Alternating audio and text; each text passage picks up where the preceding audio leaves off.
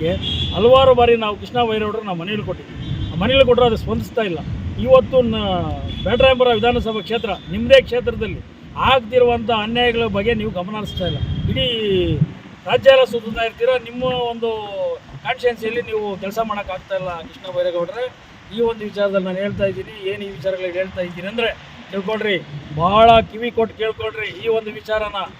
ಇವತ್ತು ಯಲಹಂಕ ತಾಲೂಕು ಜಾಲ ಹೋಬಳಿ ಬಾಗ್ಲೂರು ಗ್ರಾಮದ ಸರ್ವೆ ನಂಬರ್ 176ರಲ್ಲಿನ 2 ಎಕರೆ ಜಮೀನಿನಲ್ಲಿ ಸುಳ್ಳು ದಾಖಲೆಗಳನ್ನು ಸೃಷ್ಟಿಸಿ ಅಕ್ರಮವಾಗಿ ದಲಿತರ ಜಾಗಕ್ಕೆ ಪ್ರವೇಶ ಮಾಡಿರುವಂಥ ಒಬ್ಬ ಸೈನಿಕ ಮತ್ತು ಮೇಜರ್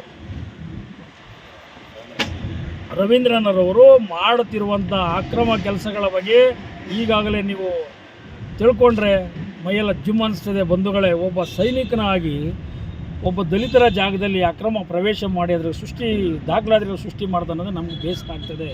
ಆ ಜಾಗ ಸರ್ವೆ ನಂಬರ್ 176 ಗೋಮಾಳ ಜಾಗ.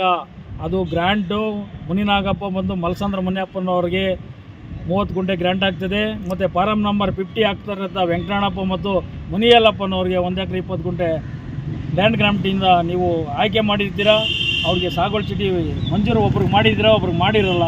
ಅಂಥ ಜಾಗದಲ್ಲಿ ಅನುಭವದಲ್ಲಿದ್ದಂಥ ಜಾಗಕ್ಕೆ ಅಲ್ಲೇ ಬಾಗ್ಲೂರಿನ ಒಬ್ಬ ಭೂಗಳ್ಳರ ರೂವಾರಿಯಾದಂಥ ಯಶವಂತರವರು ದಲಿತ ಕಡೆಯಿಂದ ಒಂದು ಅಗ್ರಿಮೆಂಟು ಮತ್ತು GPA ಮಾಡಿಸ್ಕೊಂಡು ಒಂದು ಖರ್ಚಿಗೆ ಸ್ವಲ್ಪ ಹಣ ಕೊಟ್ಟುಬಿಟ್ಟು ಆಮೇಲೆ ಪುನಃ ನಮಗೆ ದಾಖಲಾತಿ ಮಾಡಿಕೊಡ್ತೀನಿ ಅಂತೇಳಿ ಮೋಸ ಮಾಡಿರ್ತಾನೆ. ಆ ಮೋಸ ಮಾಡಿ ಕೇಳೋಕ್ಕೆ ಹೋಗೋದಂಥ ಒಬ್ಬ ಹುಡುಗನ ಮೇಲೆ FIR ಹಾಕಿಸಿ ಬಾಗ್ಲೂರು ಪೊಲೀಸ್ ಸ್ಟೇಷನಲ್ಲಿ 3 ವರ್ಷಗಳ ಹಿಂದೆಗಡೆ ಅವನು ಜೈಲಿಗೆ ಕಳಿಸ್ತಾರೆ.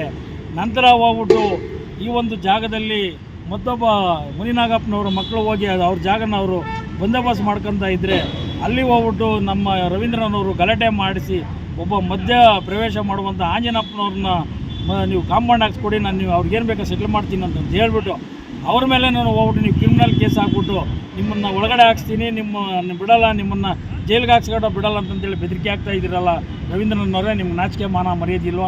ಈ ವಿಚಾರದಲ್ಲಿ ನಾವು ಬಾಗ್ಲೂರು ಪೊಲೀಸ್ ಸ್ಟೇಷನ್ಗೆ ಕಂಪ್ಲೇಂಟ್ ಕೊಟ್ಟು ಪೊಲೀಸ್ ಅಧಿಕಾರಿಗಳಾದಂಥ ಮಲ್ಲಿಕಾರ್ಜುನ ಸರ್ಕಲ್ ಇನ್ಸ್ಪೆಕ್ಟ್ರು, ಮುರುಗೇಂದ್ರಯ್ಯ ACP, DCP ಆದಂಥ ನಮ್ಮ ಒಳ್ಳೆಯ ಆಫೀಸರ್ ಬಂದಿದ್ದಾರೆ, ಅವ್ರಿಗೂ ಸಹ ಗಮನಕ್ಕೆ ತಂದಿದ್ದೀವಿ ನಾವು. ಅವ್ರ ಗಮನಕ್ಕೆ ತಂದರೂ ಸಹ ಇದುವರೆಗೂ ನಮಗೆ ನ್ಯಾಯ ಕೊಟ್ಟಿಲ್ಲ. ಈ ವಿಚಾರದಲ್ಲಿ ಮತ್ತೆ ಬಾಗ್ಲೂರು ಪೊಲೀಸ್ ಸ್ಟೇಷನ್ ಅಧಿಕಾರಿಗಳು ಅವರನ್ನು ರವೀಂದ್ರನವ್ರನ್ನ ಬಂಧಿಸಿ ಕಾನೂನು ಚೌಕಟ್ಟಿನಲ್ಲಿ ಸರ್ಕಾರದ ಕಂದಾಯ ಅಧಿಕಾರಿಗಳ ಗಮನಕ್ಕೆ ತಂದುಬಿಟ್ಟು ಆಮೇಲೆ ಅಲ್ಲಿ RI ಮತ್ತು DT ಮತ್ತು ತಹಶೀಲ್ದಾರ್ ಅವರು AC ಮತ್ತು DC ಅವರ ಗಮನಕ್ಕೆ ತಂದು ಸರ್ಕಾರದ ಜಾಗ ಆದರೆ ಸರ್ಕಾರ ವಶಕ್ಕೆ ತಗೊಳ್ರಿ, ಆಮೇಲೆ ಅಕ್ರಮವಾಗಿ ಪ್ರವೇಶ ಮಾಡಿ ಆಮೇಲೆ ಅವರು ಇನ್ನೊಂದು ಮಾಡಿದ್ದಾರೆ, ನಕಲಿ ಭೂ ಪರಿವರ್ತನೆ ಕನ್ವರ್ಷನ್ ಮಾಡಿಸ್ಬಿಟ್ಟಿದ್ದಾರೆ. ಅದನ್ನು ನಾನು ಕಾಪಿ ತೊಗೊಂಡಿದ್ದೀನಿ. ತಾವು ಕೇಳಿದಾಗ ನಾನು ದಾಖಲಾತಿನ ಸಲ್ಲಿಸ್ತೀನಿ. ಈ ವಿಚಾರನ ನಾನು ಸಂಬಂಧಪಟ್ಟಂಥ CMಗೂ ಡೆಪ್ಟಿ CMಗೂ ಕಂದಾಯ ಸಚಿವರಾದಂಥ ತಮಗೂ ಆಮೇಲೆ ಸಂಬಂಧಪಟ್ಟ ಕೆಲವು ಅಧಿಕಾರಿಗಳಿಗೆಲ್ಲ ನಾನು ಮಾಹಿತಿಗಳು ಕೊಡ್ತಾಯಿದ್ದೀನಿ. ಈ ಒಂದು ವಿಚಾರದಲ್ಲಿ ತಾವು ದಯವಿಟ್ಟು ಅವ್ರ ಮೇಲೆ ಕಾನೂನು ಕ್ರಮ ಕೈಗೊಂಡು ಸ್ಥಳ ಪರಿಶೀಲನೆ ಮಾಡಿ ಈಗ ಅಲ್ಲಿ ಅಕ್ರಮವಾಗಿ ಕೆಲಸಗಳು ಮಾಡ್ತಾಯಿದ್ದಾರೆ ಅದು ನಿಲ್ಲಿಸಿ ದಲಿತರಿಗೆ ಅನುಕೂಲ ಮಾಡಿಸ್ಕೊಡ್ಬೇಕಂತ ಹೇಳುತ್ತಾ ನನ್ನ ಮಾತಿಗೆ ವಿರಾಮ ಹೇಳ್ತಿದ್ದೀನಿ. ಜೈ ಭೀಮ್, ಜೈ ಭಾರತ್, ಜೈ ಅಂಬೇಡ್ಕರ್. ನನ್ನ ಹೆಸರು BR ಮುನಿರಾಜು, ರಾಷ್ಟ್ರೀಯ ಅಧ್ಯಕ್ಷರು. ಜೈ ಭೀಮ್ ಬಂಧುಗಳೇ, ಇವತ್ತು ನಾವು ಜೈ ಭೀಮ್ ಅಖಿಲ ಭಾರತ ದಲಿತರ ಸಮಿತಿ ಮತ್ತು ದಲಿತ ಸಂಘಟನೆಗಳಿಂದ ಹಲವಾರು ಇಲಾಖೆಗಳಾಗ್ತಿರುವ ತೊಂದರೆಗಳ ವಿಚಾರಗಳಲ್ಲಿ ಇವತ್ತು ನಾವು ಹೋರಾಟ ನಂಬಿಕೊಂಡಿದ್ದೀವಿ. ಈಗ ಒಂದು ಮುಖ್ಯವಾಗಿ ನಾವು ಸಾರಿಗೆ ಇಲಾಖೆಯಲ್ಲಿ ಆಗ್ತಿರುವಂಥ ಅನ್ಯಾಯಗಳನ್ನು ಖಂಡಿಸಿ ನಾವು ಇವತ್ತು ಹೋರಾಟ ಹಮ್ಮಿಕೊಂಡಿದ್ದೀವಿ. ಆ ಹೋರಾಟದ ವಿಚಾರವಾಗಿ ಇವತ್ತು ಸಾರಿಗೆ ಇಲಾಖೆಯಲ್ಲಿ ನಾವೇನೇನು ಕೇಳ್ಕೊತಿದ್ದೀವಿ, ಕೆಲವೊಂದು ನಮ್ಮ ಬಂಡಿಕೊಡಿಗೆಯಲ್ಲಿ ಗ್ರಾಮದಿಂದ ಹಿಡ್ಕೊಂಡು ಇಡೀ ನಮ್ಮ 800 ಗಂಟ ಕೆಲವು ಬಸ್ಗಳು ಬರ್ತವೆ. ಪಾಪ ಸಾರ್ವಜನಿಕರಿಗೆ ಭಾಳ ತೊಂದರೆ ಆಗ್ತದೆ, ಇನ್ ಟೈಮ್ ಬರಲ್ಲ. ಆ ಬಸ್ಗಳನ್ನೆಲ್ಲನೂ ಇನ್ ಟೈಮ್ ಬರೋಂಗೆ ವ್ಯವಸ್ಥೆ ಮಾಡಬೇಕು. ನಾವು ಆಲ್ರೆಡಿ ಇದು 3ನೇ ಹೋರಾಟ ಮಾಡ್ತಾಯಿದ್ದೀವಿ. ಸಾರಿಗೆ ಸಚಿವರಾದಂಥ ರಾಮಲಿಂಗಾರೆಡ್ಡಿ ಅವರು ಇದ್ರ ಬಗ್ಗೆ ಗಮನಹರಿಸಿ 800 ಡಿಪೋ ಮತ್ತು ಆಮೇಲೆ ನಮ್ಮ ಮೆಜೆಸ್ಟಿಕ್ನಿಂದ ಬಾಗ್ಲೂರು ಮಾರ್ಗವಾಗಿ ಬಂಡಿಕೊಡಿಗೆಯಲ್ಲಿ ಏರ್ಪೋರ್ಟ್ಗೆ ಹೋಗುವಂಥ ಗಾಡಿಗಳನ್ನ ವ್ಯವಸ್ಥಿತವಾಗಿ ಅನುಕೂಲ ಮಾಡಿಸ್ಕೊಡ್ಬೇಕು. ಮತ್ತು 800ರಿಂದ ನಮ್ಮ ಅಂತಾರಾಷ್ಟ್ರೀಯ ನಿಲ್ದಾಣಕ್ಕೆ ಹೋಗುವಂಥ ಜಾಗಗಳಿಗೆ ಈ ಟೀಚರ್ಗಳಿರ್ತಾರೆ, ಆಮೇಲೆ ಕೆಲವೊಂದು ಮಕ್ಕಳಿರ್ತಾರೆ, ಸಾರ್ವಜನಿಕರಿಗೆ ಭಾಳ ತೊಂದರೆಗಳಾಗ್ತಾಯಿದೆ.